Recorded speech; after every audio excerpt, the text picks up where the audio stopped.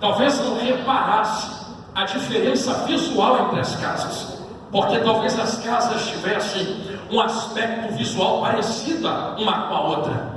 Mas apesar de as casas talvez serem parecidas e as duas sofrerem as tempestades, os rios e os ventos, uma está caindo e a outra está de pé. Então vocês percebam que existiram três coisas que combateram contra aquelas casas. Primeiro foram as chuvas, que são as coisas que vêm de cima para baixo, porque de fato tem coisas que vêm de Deus. As outras são os rios que nascem nos lençóis freáticos, porque de fato tem coisa que vem de baixo para cima, Satanás que se levanta. E as outras foram os ventos que combatiam, porque tem coisa que não vem nem de cima e não vem nem de baixo, vem dos ventos da terra. Tem coisa que é da vida, tem coisa que acontece conosco, tem coisa que acontece com quem não é cristão também. Só que apesar das casas estarem sofrendo estes três tipos de provações, uma se mantém de pé e a outra cai. Então começamos a perceber que não importa no final das contas o visual das casas, porque não foi o visual que manteve elas de pé, e muito menos o nível das provações, porque uma que está caindo sofre as mesmas provações do que aquela que está de pé. Então não foram os rios que derrubaram, não foi o vento que derrubou, não foi a tempestade que derrubou. Na verdade, estas coisas nunca tiveram poder de derrubar a casa. Começamos a entender que era onde a casa estava edificada, ou na rocha, ou na areia. E se eu fosse levar tempo para explicar a vocês o que é areia e o que é rocha, nós ficaríamos aqui pelo menos uns 20 minutos. Então permita-me cortar direto o assunto, que rocha é o próprio Deus no Antigo Testamento. E se você já foi na praia ou já pegou areia, você vê que a areia nada mais é do que a rocha desconstruída por causa do tempo. Então enquanto a rocha é dura, a areia mole. Enquanto a rocha fica, a areia vai. Enquanto a rocha é algo que tem estrutura, a areia não tem. Se a rocha é algo duro e a areia é mole, então começamos a entender que a areia é quase que fosse o contrário da rocha. E se a rocha é Deus, nós já identificamos o que é areia e aquilo que é o contrário de Deus. Então vocês percebam que o problema nunca foi a estrutura da casa em si, mas aonde ela está posicionada. Eu lembro quando eu fui fazer casa para casar com a minha vaza, e a primeira coisa que o pedreiro falou foi: Jonathan, cava um buraco aí no terreno. Eu perguntei para ele por quê, se o que importa são as paredes, os tijolos e a laje. Ele disse assim: varão, não adiantaria nada ter paredes, tijolos, laje, tinta, embolso, coisas tão belas, se não tivesse algo que sustentasse essa casa no invisível. E eu aprendi que assim como as sapatas da casa, que está no invisível, dentro da terra, sustentam o edifício, a raiz também sustenta a árvore. A sapata da casa não é enxergada, a raiz da árvore também não é enxergada. Enquanto a sapata sustenta a casa do lado de baixo, a raiz da árvore também sustenta a mesma árvore do lado de baixo. Então vocês perceberam que são coisas invisíveis sustentando as coisas que são visíveis, coisas que não são enxergadas, que estão sustentando as coisas que são enxergadas. Então chegamos a uma conclusão óbvia: não importa tanto aquilo que é visível, não importa tanto aquilo que enxerga, porque de fato eu posso chegar aqui na igreja, colocar um terno, uma gravata, uma saia, uma maquiagem, fazer o cabelo bonito igual vocês, cortar o cabelo bonito igual os homens, mas de fato não é o visual que sustenta a casa. De fato são coisas invisíveis que sustentam a casa de pé. E esse mesmo pensamento que Jesus leva por Mateus 7 até os discípulos é o mesmo pensamento que ele traz acerca da figueira em Lucas 13. Sabe a parábola da figueira, o que ele fala acerca da figueira? Ele diz assim: existia uma figueira plantada em uma vinha e ela tinha um dono. Percebam só o que Jesus fala. O dono chega até a figueira e percebe que essa figueira não frutifica. Ele chama o viticultor, aquele que cuida da figueira, e diz assim: por 3 anos eu passo nessa figueira, procuro um fruto e não acho nada.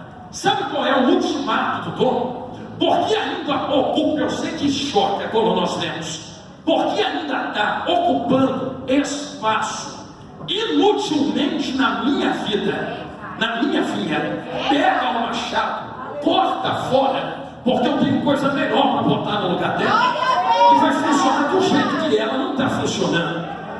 Eu sei que chocou e eu vou precisar falar de novo, porque essa árvore não está plantada. Agora nós vamos, porque quer, não. Alguém que veio antes dela a plantou. A vinha não é da árvore, então o ambiente que ela está plantada não é dela. O ambiente ou o terreno também não é dela. A água que a alimenta também não é dela. O sol que bate nas suas folhas também não é dela. A proteção que ela recebe também não é dela. Sabe por que se planta uma figueira dentro de uma vinha? Talvez você já tenha visto na internet uma plantação de vinha, que é daí que vem as uvas. E a plantação de vinha geralmente é algo imenso.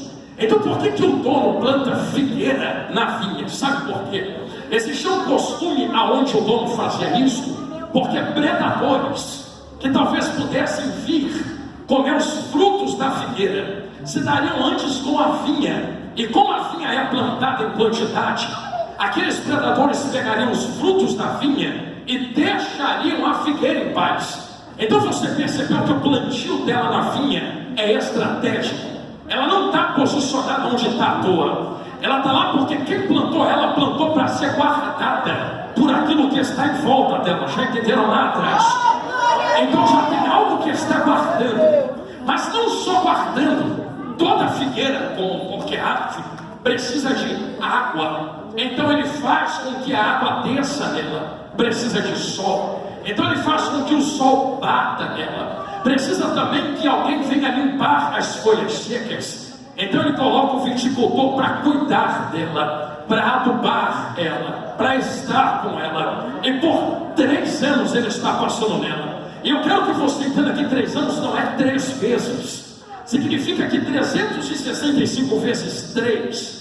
Talvez ele tenha passado muitas vezes dentro dela, ou entre ela, ou perto dela, e não encontrou um fruto sequer. Eu sei que vai chocar o que eu vou falar aqui agora, mas enquanto ele passa, só há uma maneira de descobrir se uma figueira está dando fruto ou não. Eu não sei se você já viu uma figueira, mas se você passar de longe, você vê que ela tem muitas folhas, mas talvez não consiga identificar frutos. Só tem um jeito de identificar se uma figueira produz fruto. Você vem andando na direção dela, você se aproxima dela, você tira as folhas da frente, você vai dentro das folhagens e você não olha de fora para dentro, você entra para o lado de dentro até alcançar o tronco. Entenderam lá, não? E quando você está do lado de dentro, é que você olha, não de fora para dentro. Entra dentro e olha de dentro para fora. Porque olhando de dentro para fora, eu posso identificar se está produzindo frutos ou não. Agora percebam que há data e tempo específico. Figueira não produz fruto quando quer. Tem tempo determinado para que haja frutificação naquela figueira. Eu sei que eu vou falar algo, vou dar uma volta fora do texto. Sei que talvez vai doer, mas também sei que talvez vai curar. Porque se esse tempo está determinado, quem determinou o tempo também não foi a figueira. Então, com carinho, lhes amo. Mas não é a figueira que decide o tempo que quer frutificar. É quem criou a figueira que olha para ela, dá uma catucada e diz: já não passou da hora, não? Já te dei proteção. Já te dei alimento, já te dei guarda, já te dei cuidado, já te dei ambiente propício, já te dei tudo que você me pediu. Por que não frutificou ainda? Cadê os seus frutos? Cadê o amor? Cadê a bondade? Cadê a perseverança? Preciso nem bater na tecla porque vocês já entenderam o que eu estou falando.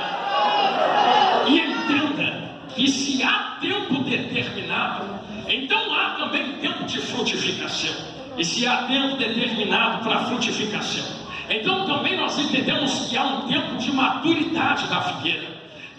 Outro dia, lá em casa, eu vou usar este exemplo aqui, minha vaza vai lembrar. Ela desceu a rua, foi no sacolão, comprou uma batata doce e deixou em cima do armário, pastor Ismael. para fazer aquela batata, cozinhar para nós comermos. Só que foi se passando os dias e a gente foi esquecendo aquela batata doce no armário. Sabe o que aconteceu com a batata? Sem sombra, sem sol, sem água, sem terra, na sombra, ela começou a nascer. Aquelas folhas foram para fora. Eu olhei para ela e olhei para aquilo e disse assim: eu não quero comer mais essa batata não, porque ela está guerreira.